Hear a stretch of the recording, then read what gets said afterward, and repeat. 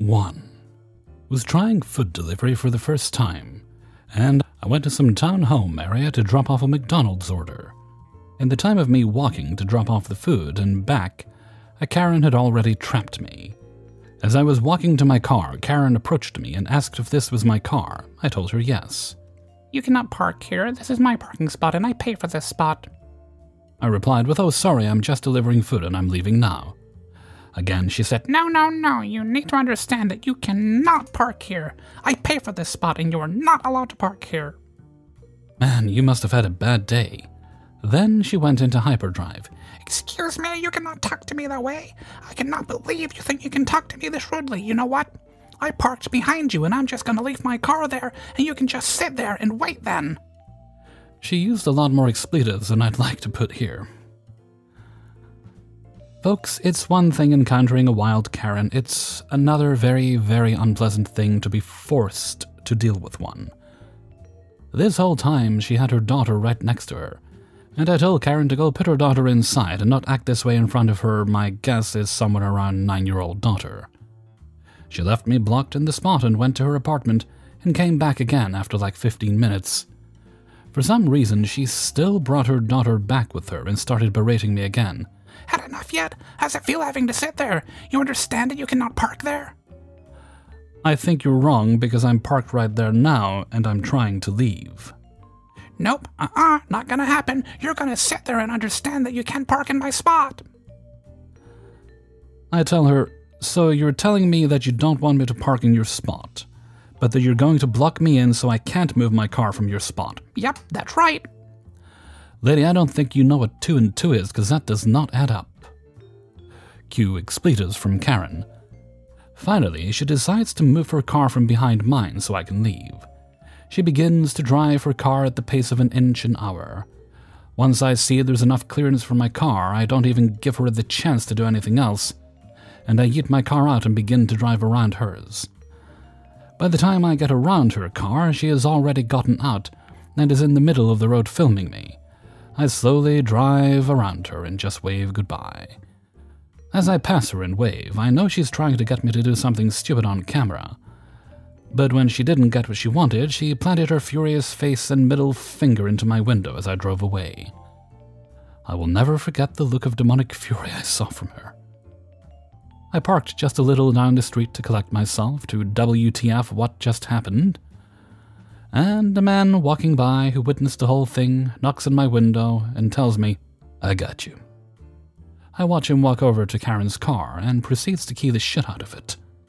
Did a whole 360 around the thing and just continued on his walk like nothing happened. That just made my day, but once I went home and told my girlfriend about what happened, she made a good point that the Karen is definitely going to think it was me. Nonetheless, I've been chillin'. The Karen got immediate karma, and I will not be delivering food anytime soon. 2. So 2 weeks ago, I was admitted to the ER after having a stroke and finally discharged last Friday. Only for my clumsy weeble-wobble ass to trip on a rug in the lobby on my way out after being discharged, falling directly on my face and banging up my knee pretty good. What luck, am I right? So now I'm back to using a walker since my leg is still hurting and I can't fully straighten it.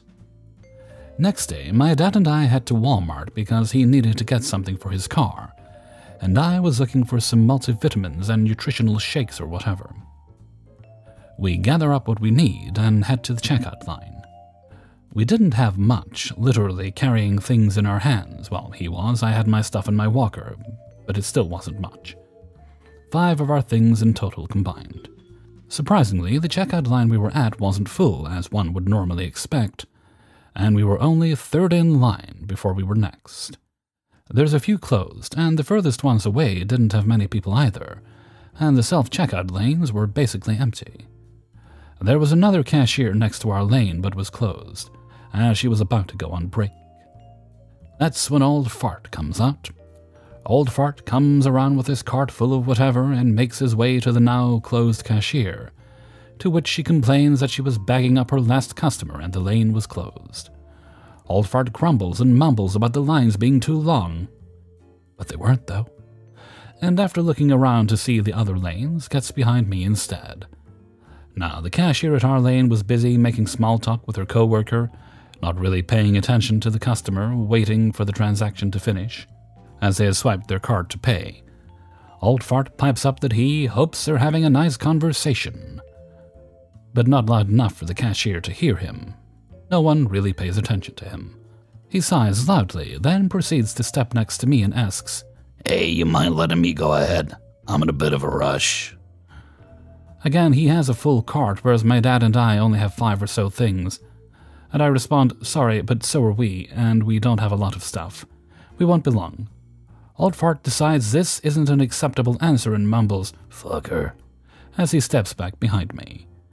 Cashier finally finishes with the customer up front, one more to go, and now my dad and I are second in line. As we slowly inch forward, Old Fart pushes his cart forward and hits the back of my legs and shouting, "Move, hurry up." As it's somehow my fault it's taking so long. As mentioned before, I had fallen and was still partly hurt, so I let out a yelp, and my dad instantly spun around in a panic, as did the cashier and the customer in front of us. A turning yell at Old Fart, and his face is turning a shade of red with an angry scowl. Dad yells out, "Hey, what the hell is your problem, man? What the fuck?" People notice what's going on and put 2 and 2 together. Cashier says, "Sir, if you can't calm down and wait and are causing a disturbance, I'll call security to have you escorted out." Old Fart turns and shoves his cart to the side and steps out of line. "You'll take too long anyway," and walks away instead, thinking he's won. Only for us to see him come back for his cart and get in a different and longer line as we are leaving the store. What a ride. Sheesh. 3. I'm sure many people had to endure idiots who love to cut off people in the road and then blame the person they cut off for damaging their expensive vehicle. The last time I had someone road rage my mom, I had a bad anxiety attack and couldn't go to work the following day. But these guys, I'd say, had it coming for them, unless someone else sees it differently. Then where the ass at? I had just finished my 8-hour shift and just wanted to go home and de-stress. But my mom had to go to our uncle's house to pick up some stuff for our grandma. He's her part-time PCA, and had texted our mom to come pick it up from his house. So we're on our way to their house, and the guys in a smaller car are zigzagging on the road behind us and are repeatedly honking at us. They even came close enough to rear-end us, which my mom had happened to her when she was pregnant with our youngest brother, before they pulled up right next to us and I turned to glare at them. The driver was a middle-aged man, and the other 2 were maybe 2 college students from what I recall. They laughed at us before speeding in front of us, and then proceed to brake check us several times. My mom, clearly not impressed by this, slows down to prevent them from hitting them. But they just keep at it, and by this point we were just a few blocks from the turnoff to my uncle's house. The idiots stopped at the light just before the turnoff and just sat there. Even after the light had turned green and I remember seeing the college guys looking back at us, still laughing. I was about to flip them the bird because one of them did flip us off, and yelling Asian slurs out the window at us. So our mom honks her horn at them, and then the driver, I guess startled but not paying attention to the traffic light, hits the gas before quickly taking the turnoff, just as the light is switched to red, and another car was already coming in their direction. Bam! Their bumper as well as their left rear light got clipped by the other car, spun out a bit before coming to a stop after climbing the curb of the sidewalk, and the other car's front headlight was busted.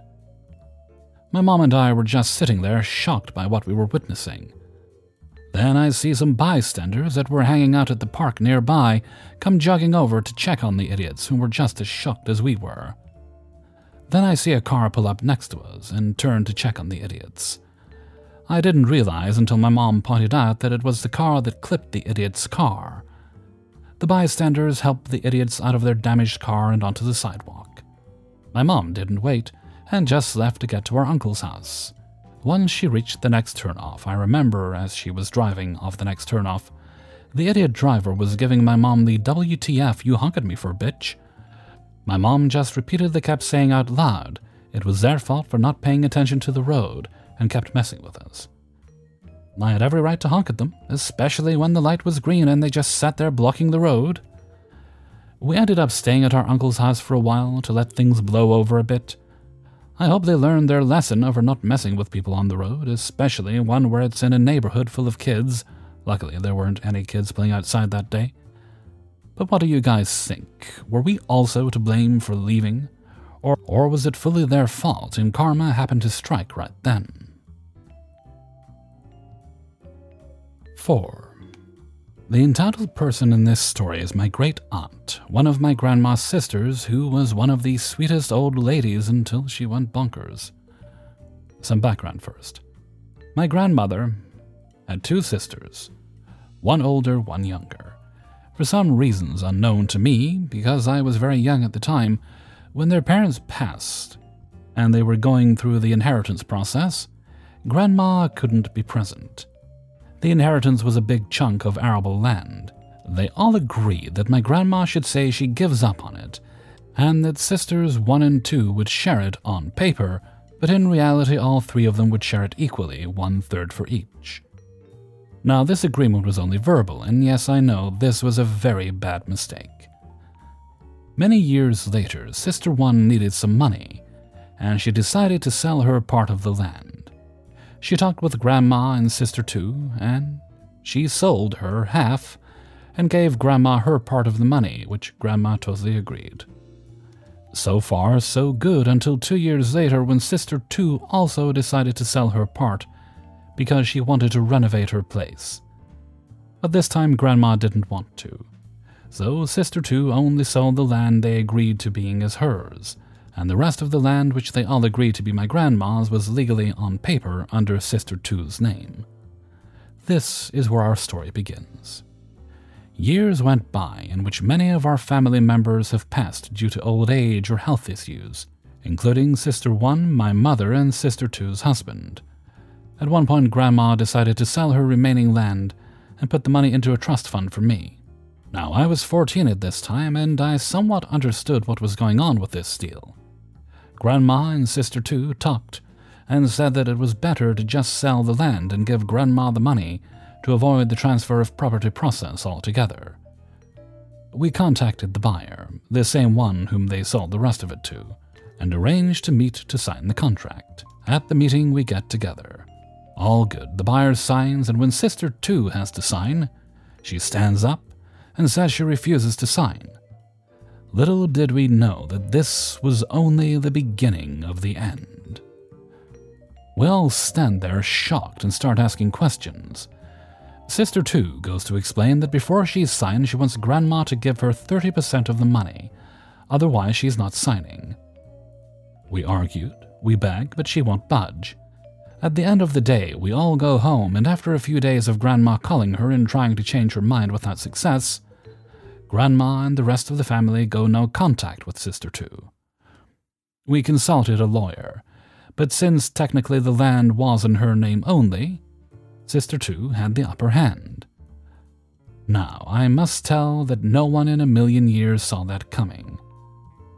She was always good to us.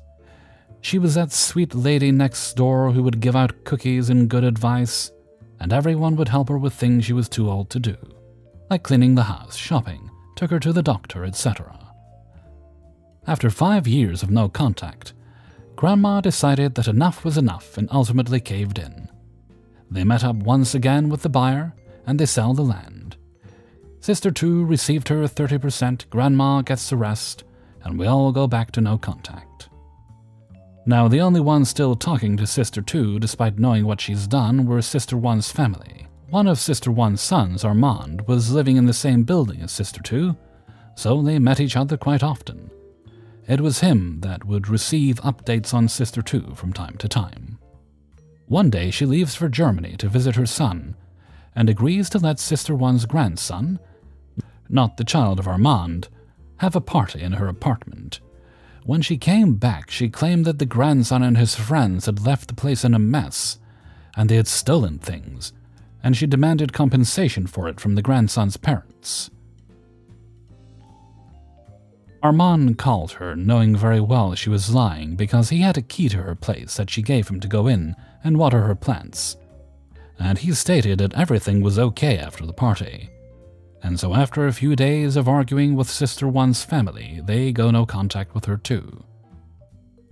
A few weeks later, we find out she's planning to sell her apartment to move away. Now at this point, no one cared what happens to her except her son.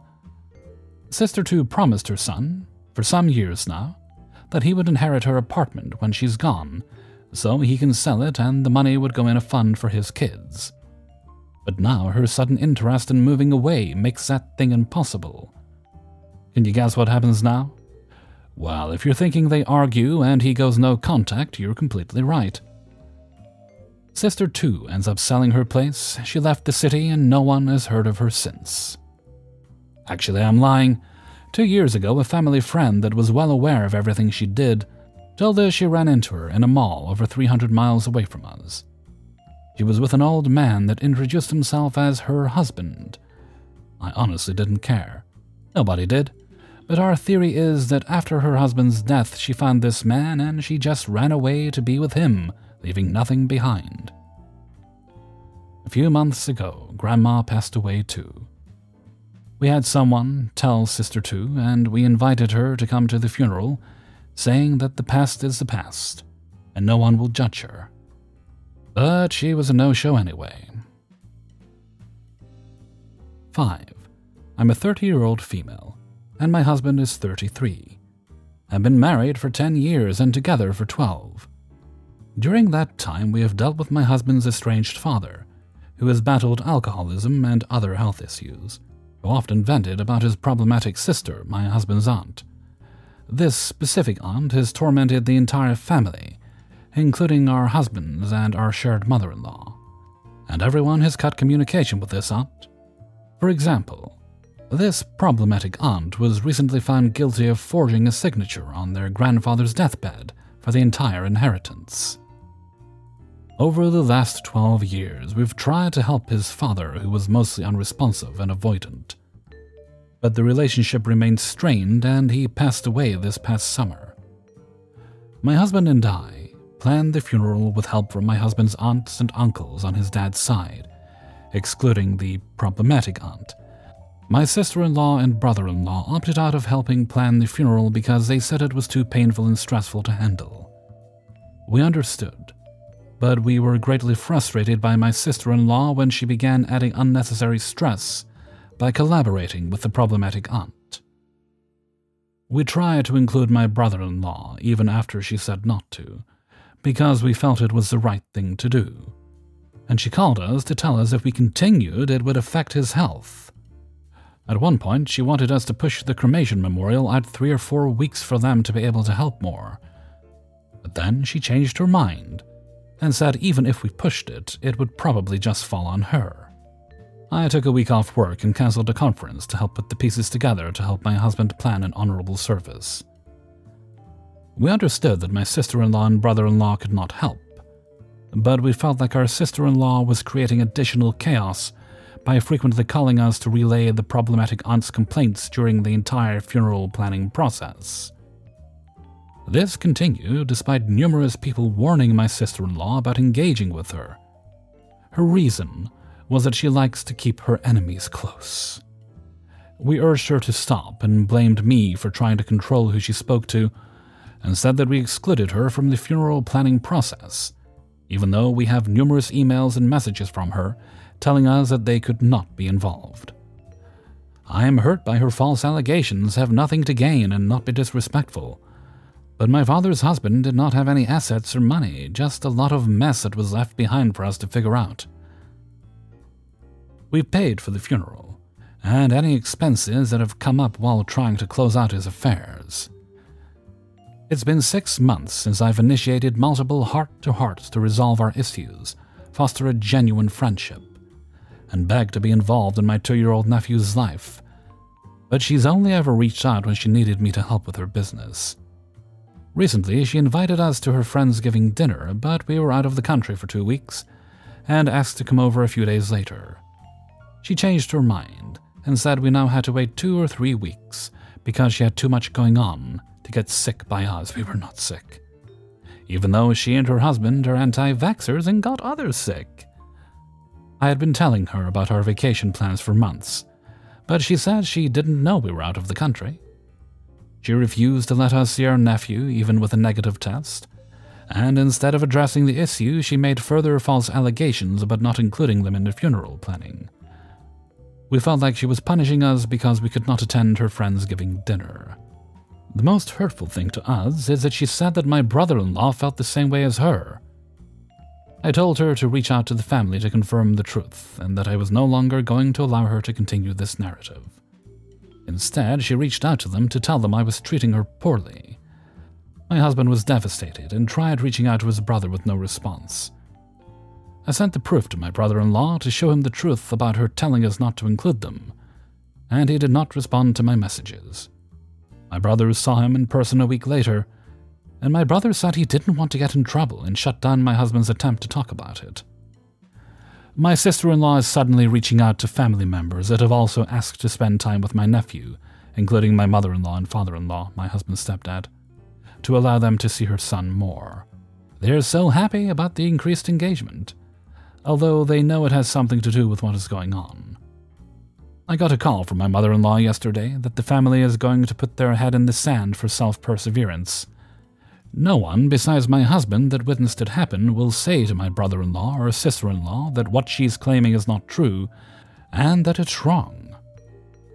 I fear that she's going to continue to punish me by withholding an opportunity for a relationship with my nephew. I am reconciling with the reality that I may never have a normal relationship with my nephew for finally standing up for myself. I understand the family's choice to turn a blind eye because they don't want to be in my shoes. But I also feel completely isolated now. I'm starting to doubt myself for finally standing up for myself. Hey everybody, Hellfreezer here, and thank you very much for listening to Idiots in the Wild, episode 91. And thank you very much to everybody who allowed me to use their stories in this video. Please do hit that like button before you leave. Thank you kindly. Alrighty, let's see. Let's move right along to Hellfreezer's question of the day.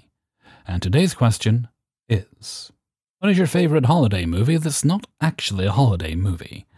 Not including Die Hard, because it definitely is. I'm going to go with The Mummy, starring Brendan Fraser and Rachel Weisz. It's always one of my favorite movies. I watch it multiple times throughout the year as well, but it's very comforting to have this time of year, I find. I also enjoy the sequels, not as much as the original, but I do enjoy them. In fact, I think it was either this year or the end of last year, I did buy the Blu-ray box set. I don't think I've took the plastic off it yet. So I'm going to have to do that and maybe sit down and relax and enjoy it this year. I look forward to reading your answers in a comment below. With that, I'm going to head off for now. So until next time, thank you very much for listening, and take very good care of yourselves.